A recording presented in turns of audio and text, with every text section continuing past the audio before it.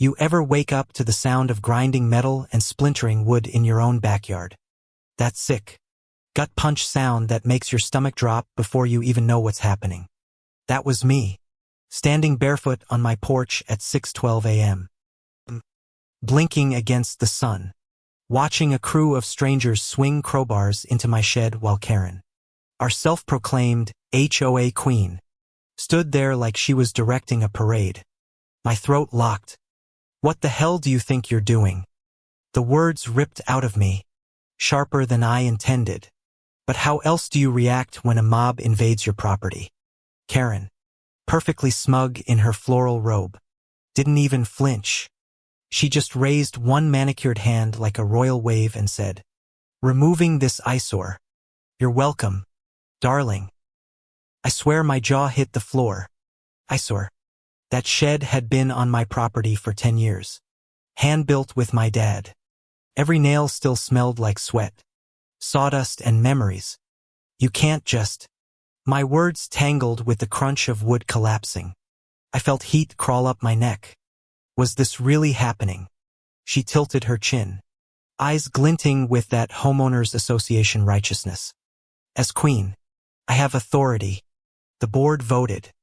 Majority rules. And then, God help me, she literally snapped her fingers at the crew, like they were her royal guards. The sound of metal on metal echoed as another hinge popped off.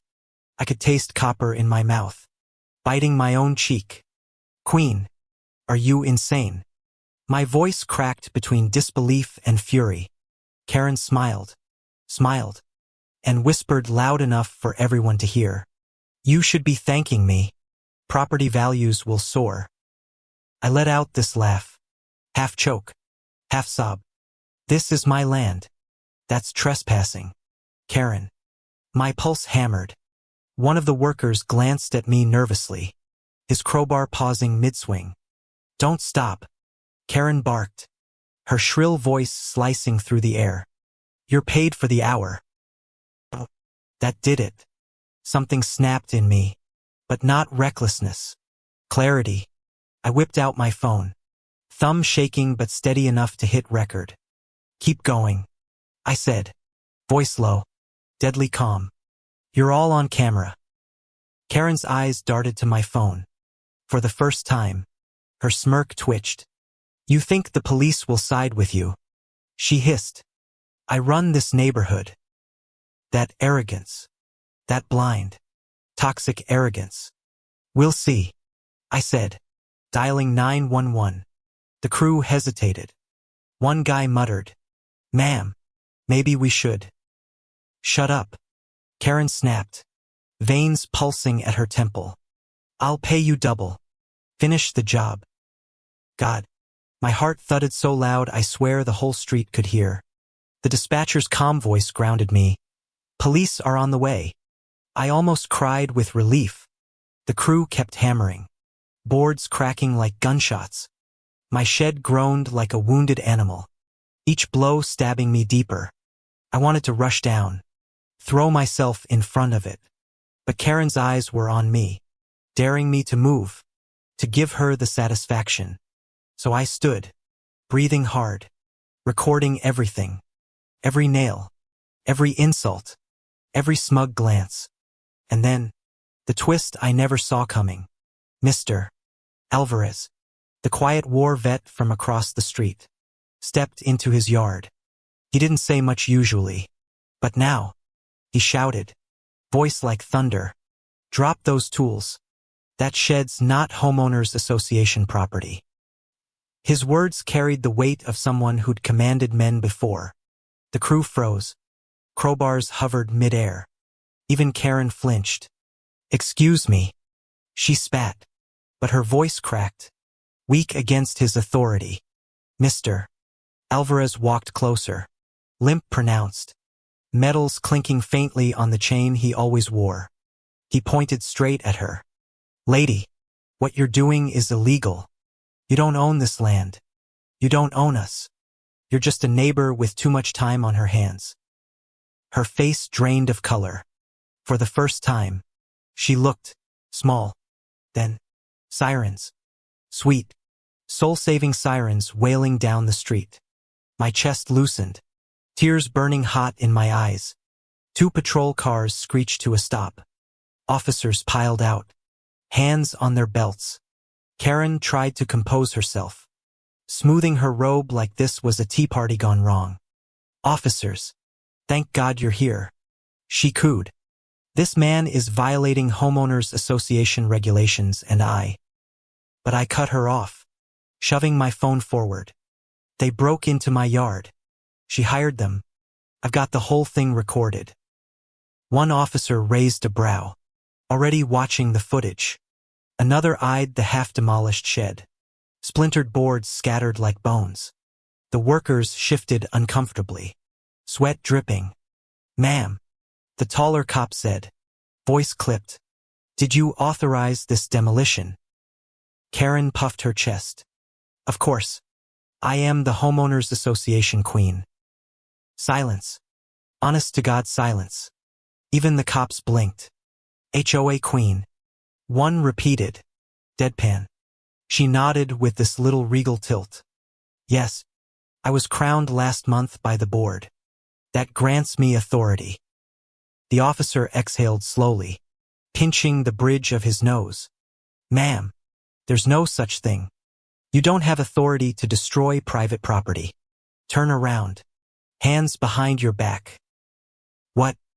Her screech rattled windows. "You can't arrest me. I'm the queen." Click. Cold. Sharp. Metallic handcuffs locked around her wrists. That sound. It was better than music. It was justice. Pure and ringing. The crew dropped their tools instantly. "Hands up." One whispered, "We just did what she told us." "She'll answer for it," the officer said. Karen twisted, eyes wild, spitting venom. "You'll regret this. All of you. This neighborhood belongs to me." But the more she shrieked, the smaller she looked, dragged past stunned neighbors gathering on porches. Phones were out, recording every second. Her crown crumbled, her throne gone. And me, I stood barefoot in the wreckage of my shed, chest heaving, tears spilling, but smiling through the ache. Because in the end, the queen had crowned herself. Sure, but karma had stripped her faster than any rival ever could.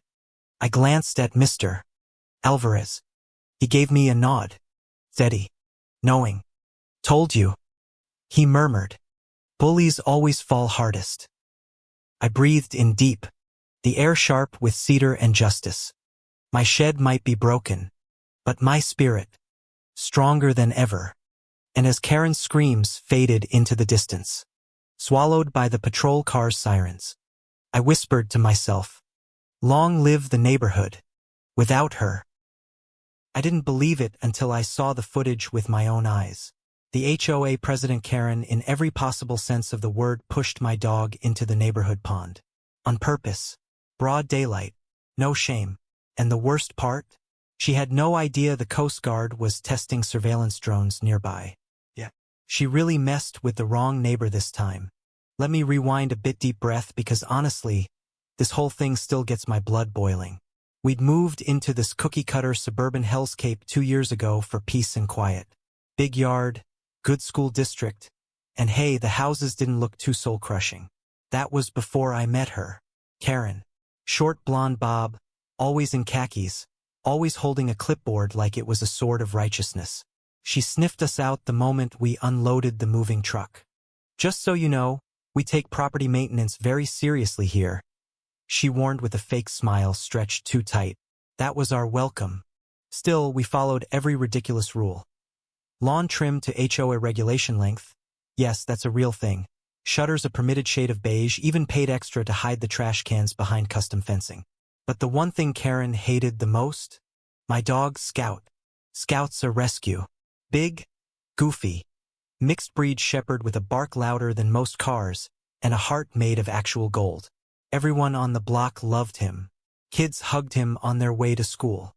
Elderly Mr. Brenner down the street always brought him biscuits on his morning walk. But not Karen. Oh no. She claimed Scout was intimidating and a threat to the tranquility of the HOA. You'd think he was a coyote the way she talked. It started with complaints. Your dog barks too loud. Your dog's leash is too long. Your dog blinked at me aggressively. Ridiculous things. But I'm not one to start drama, so I'd smile, nod, and keep it moving.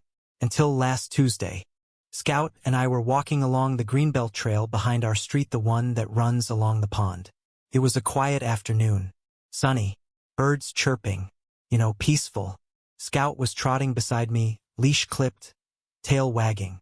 Then I heard it. Control your beast. That voice. That tone. Karen was marching toward us like she was storming a castle.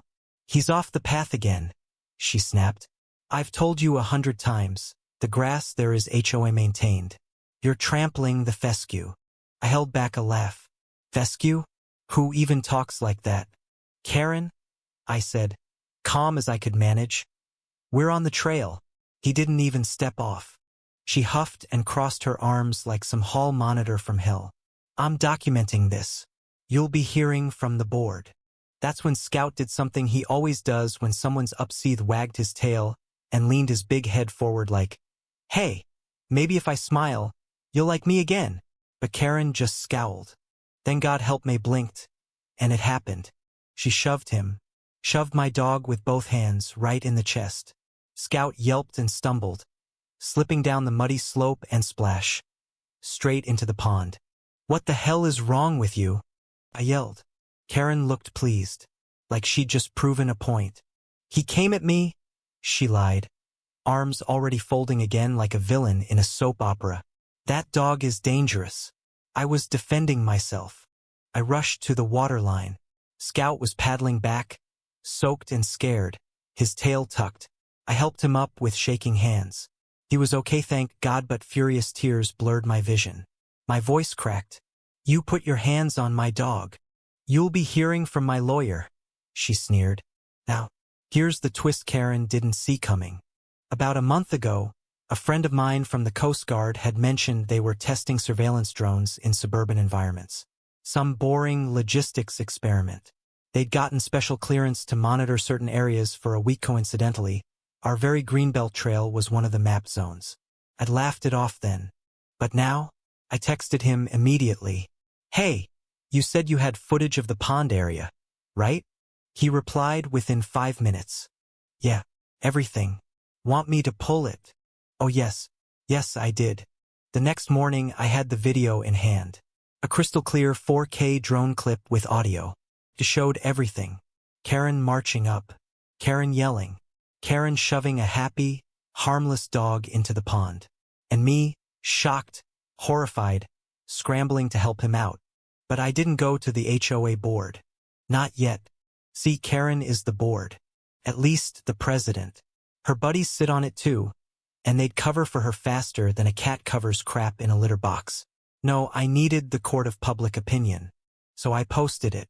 No dramatic captions. Just the video. On the neighborhood Facebook group. On Nextdoor. And yes, Reddit.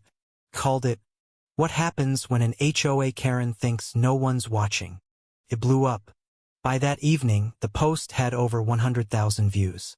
Comments were flooding in. File assault charges. Ban her from the HOA. I'd go nuclear if someone did that to my dog. Neighbors began talking. Old stories surfaced. Turns out, Karen had been pushing people around for years. Fining people for kids' chalk drawings. Banning wind chimes. Reporting a guy for installing a wheelchair ramp that didn't match the neighborhood aesthetic. But now, she'd crossed a line. A furry, wet, tail-wagging line. I printed the footage and mailed a copy to Animal Control. Another to the HOA's Legal Oversight Committee. Yes, they had one, just never used it. Then I reported her for animal cruelty. Legally. And when local news caught wind, thanks, Reddit Karen's name was broadcast on every station in town. The next board meeting? Packed. People showed up with lawn chairs and popcorn like it was a summer movie. I brought Scout clean, dry, and with a fresh grooming appointment in a short leash. He sat calmly as Karen was grilled for 40 minutes straight. You assaulted a neighbor's pet. You lied about it. You embarrassed this entire HO. She tried to blame deepfake drone editing. The lawyer they'd brought in audibly groaned. Jack đã nói. But here's the kicker: just when Karen thought she could weasel out with her usual manipulations, the lawsuit papers arrived. Yep.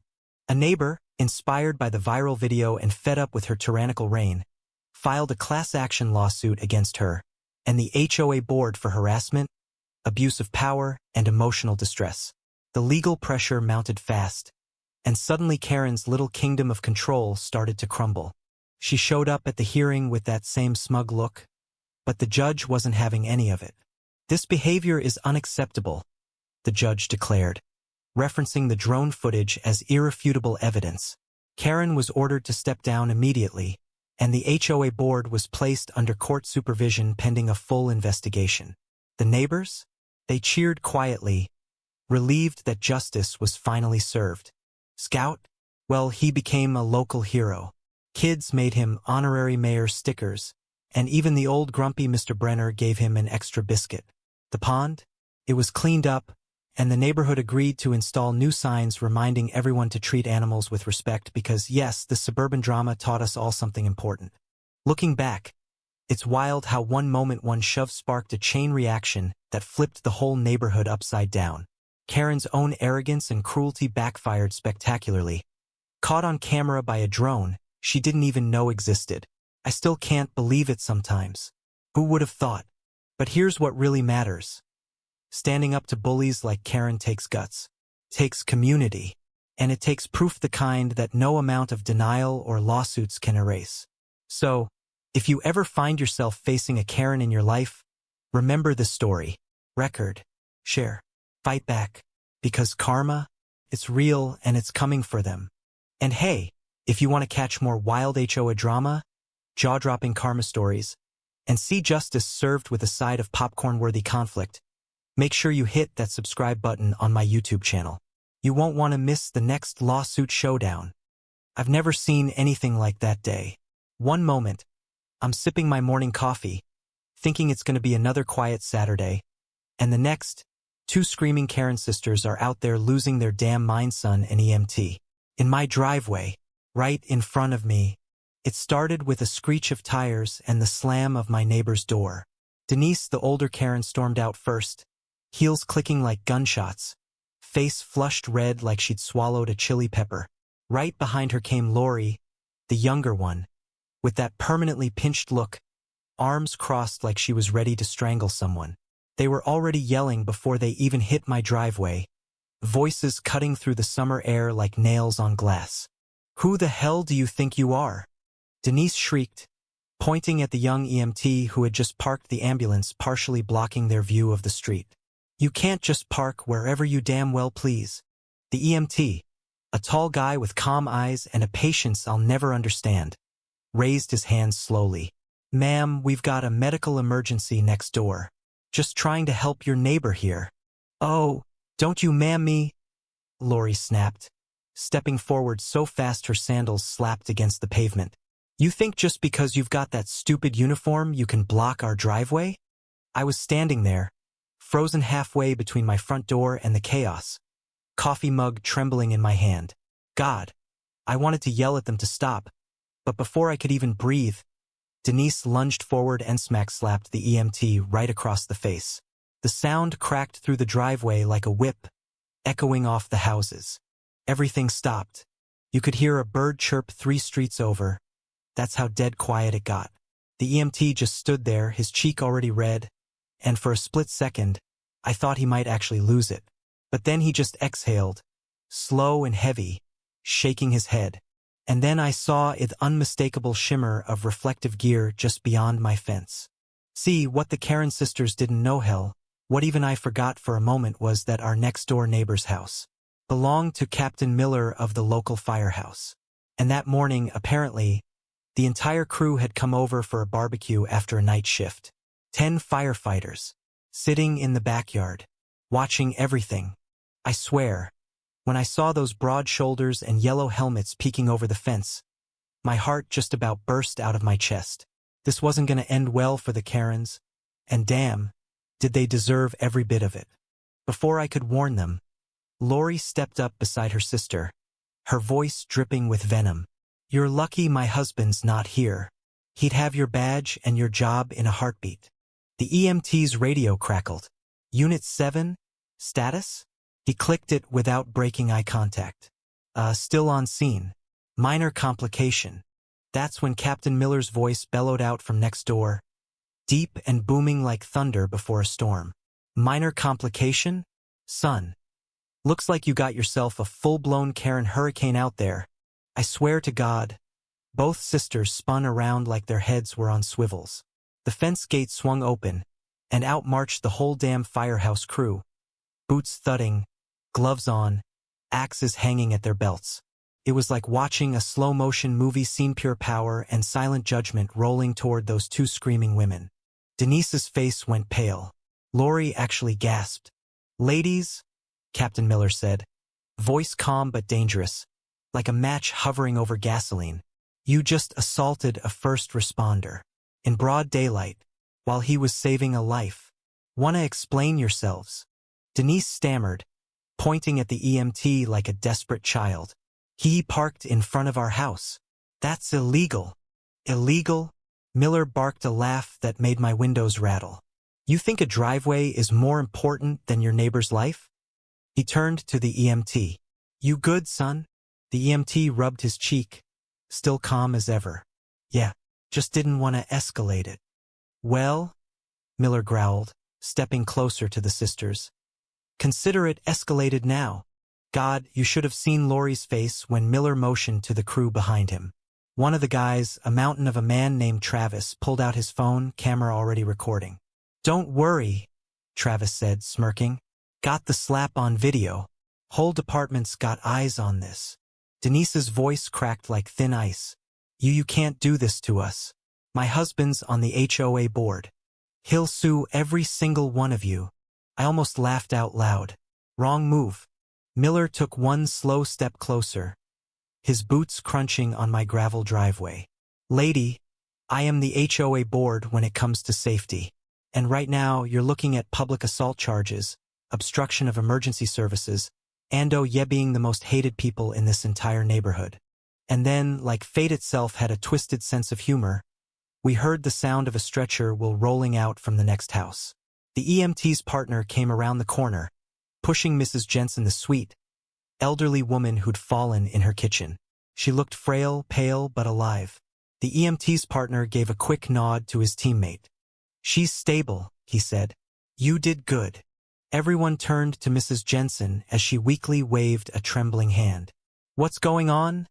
she croaked, eyes darting to the Karens. And in that instant, Mrs. Jensen's own daughter, who had been trailing behind the stretcher, stepped forward and lit into the sisters. "You too!"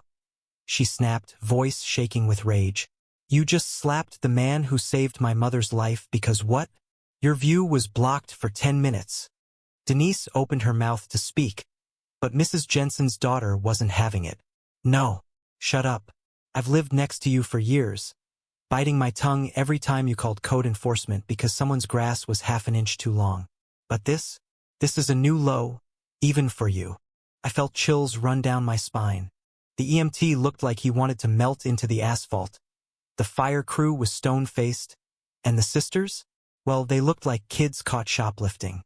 Then Captain Miller said a line that would seal their fate. "Cops are already on the way," he muttered, just loud enough for everyone to hear. Funny thing about having friends in every station. Sometimes we move fast. Denise's jaw dropped. Lori let out this little squeak, like a balloon losing air. I swear I could hear their whole world cracking apart in that moment.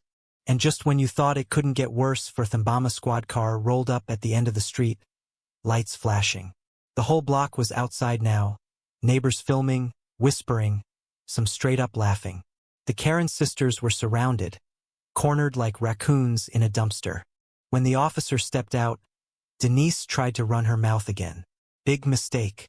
He just pointed at Travis's phone, shook his head, and said, "Ma'am, I think we've seen enough. You should have seen it when they were cuffed." The look on their faces was like they'd bitten into the world's sourest lemon. The neighborhood cheered actual applause, and Hollerses the sisters were led away. And the kicker? Captain Miller turned to the EMT, clapped him on the shoulder, and said, "Next BBQ's on me. Whole firehouse is invited.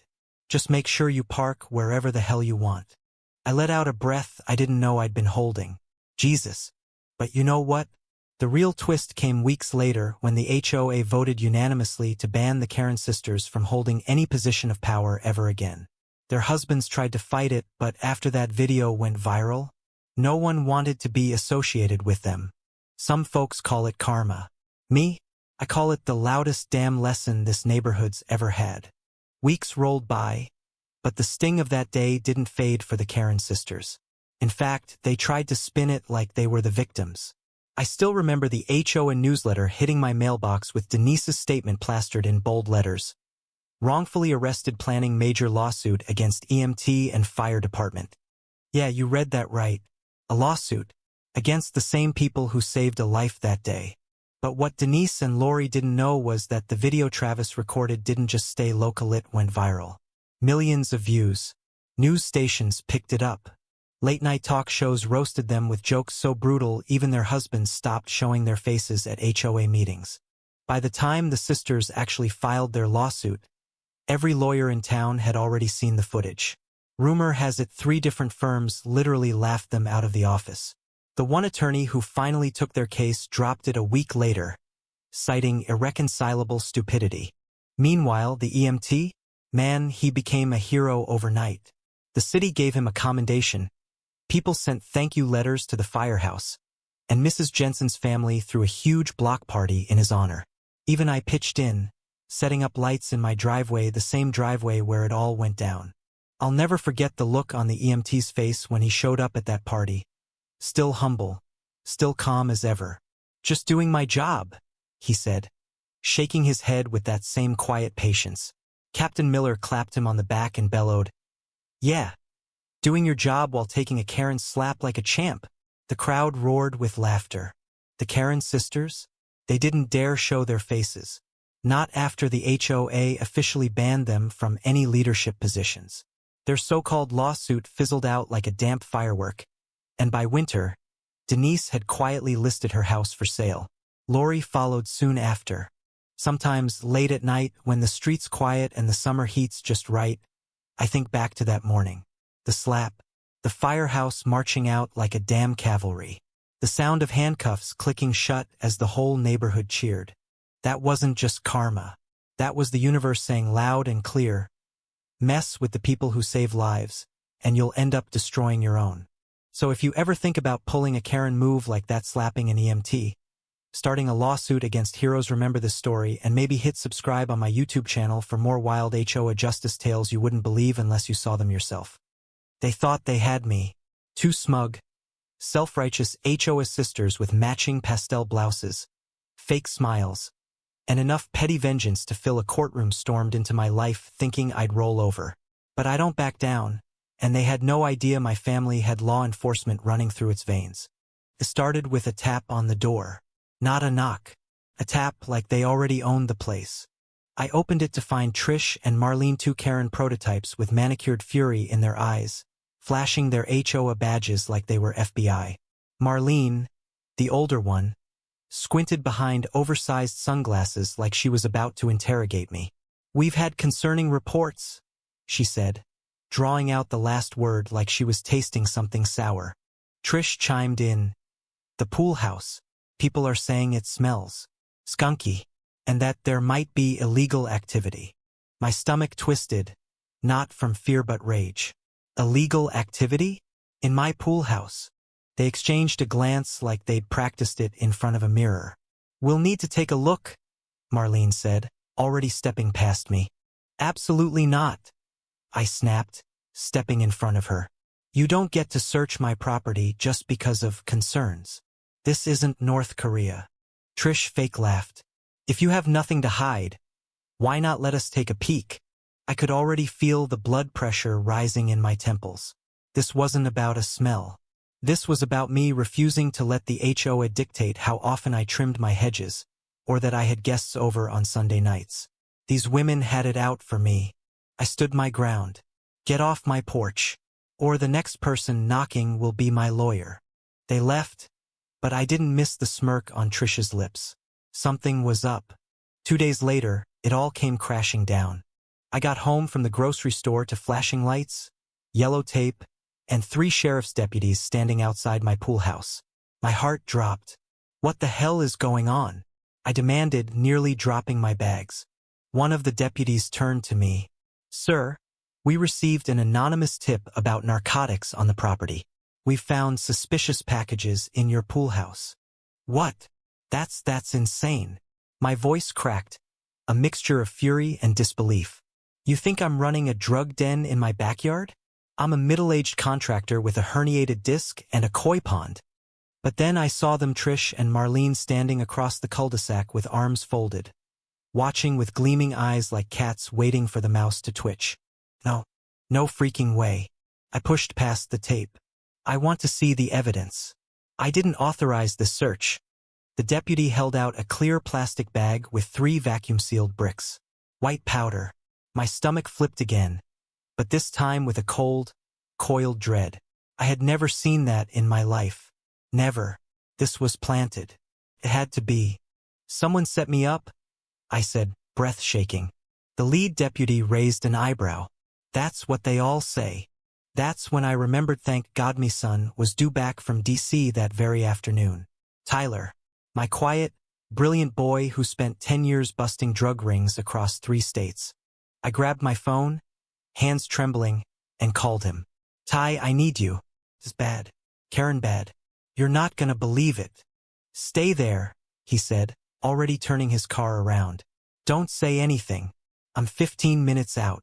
Those 15 minutes felt like 15 years. I paced, ran my hands through my hair, muttered under my breath. I could still hear Marlene's voice from last month when she told me, people like you bring down the value of this neighborhood, because I had solar panels and an old Ford truck parked in the driveway. People like me? Tyler finally pulled up in his black SUV, stepped out calm and focused in a crisp polo, sunglasses, badge on his belt. The moment the deputies saw him, something shifted. Respect. Deference.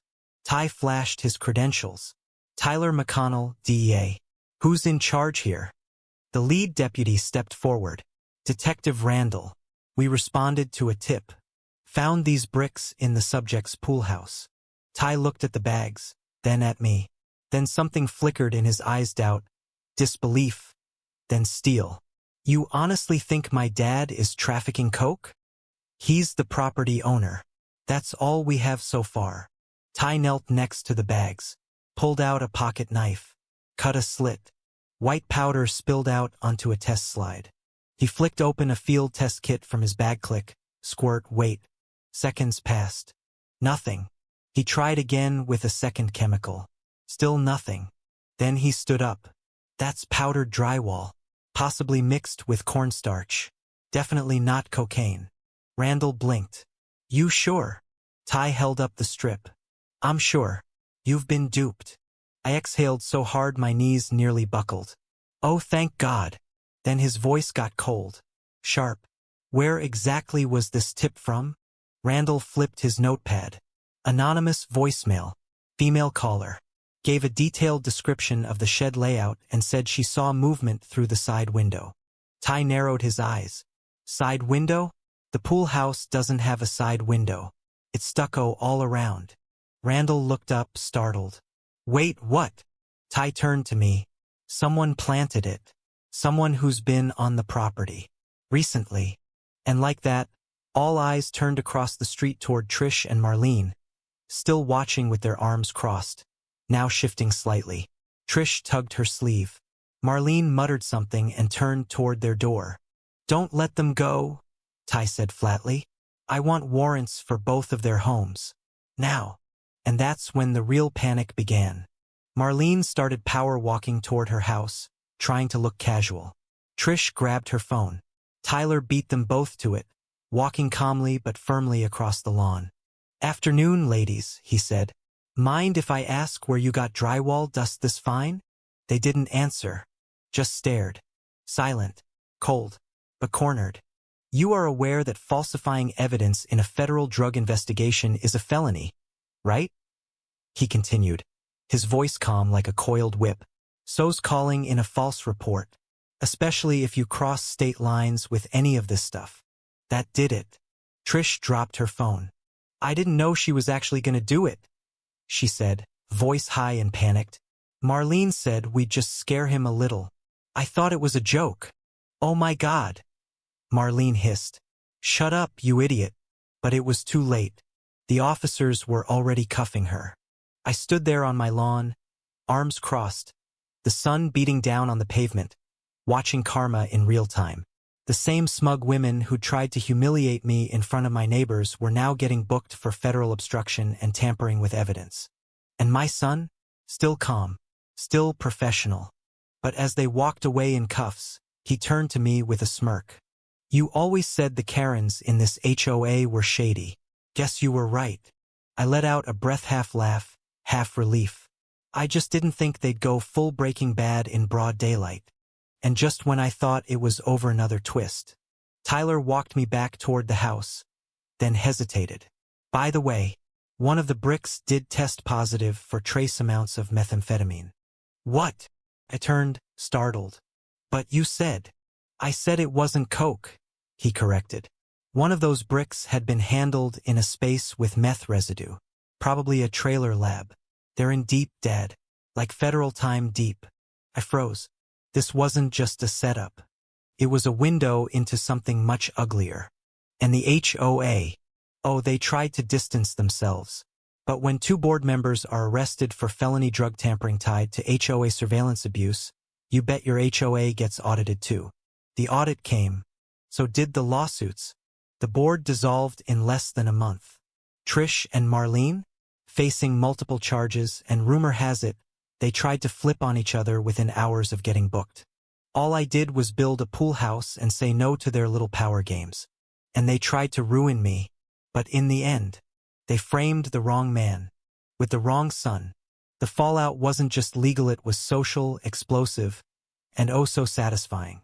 After the Karen sisters got hauled off, the entire neighborhood buzzed like a kicked beehive. People who once avoided me or whispered behind my back now waved awkwardly or tried to make small talk at the mailbox. I wasn't stupid, I knew they were just trying to save face. The gossip trail burned hotter than asphalt in July. HOA meetings were canceled until further notice. And the HOA president abruptly resigned, citing personal stress. Yeah, sure. But the cherry on top, the class action lawsuit. Turns out, I wasn't the only one the Karens had harassed. At least 4 other homeowners came forward, claiming Trish and Marlene had abused HOA power, trespassed, and even threatened fines without board approval. Tyler handed all the statements to his contacts, and a civil rights lawyer scooped them up like candy at a parade. I filed too, of course. Wrongful search, attempted framing, emotional distress, hell. Even my koi pond filtration system was trashed from the raid. And those things aren't cheap. Marlene tried to lawyer up, but her own sister's confession buried her. Trish, ever the coward, took a plea deal in exchange for testimony. Word was they were both looking at serious probation, community service, and fines that could buy a Tesla. I didn't care how it shook out legally, I cared that they lost. Publicly, personally, and painfully. Weeks passed, and my son Tyler flew back to DC, leaving behind a local legend. He said he hadn't cracked a case that easily in years. I smiled, hugged him, and whispered, "You always did love taking down bullies." The pool house? I had it blessed, cleaned, and refitted with motion sensors. Not because I was scared, but because it felt symbolic, like scrubbing off the last smear of their hate. And the HOA, reformed. New board. Transparency. No more anonymous inspections. A few neighbors even apologized genuinely this time. One brought me banana bread. I took it. Progress is progress. Still, I can't help but shake my head when I sit by the pool some evenings. All this because I didn't let them run me over. Because I stood up. So if there's a moral here, it's this: don't let Karens fool you. Sometimes the loudest voices have the most to hide. And if they push you too far, remember lawsuits are louder. If you enjoyed the story of justice served hot, real hot, subscribe to the channel for more wild HOA drama, twisted Karens, and the satisfying lawsuits that bring them down.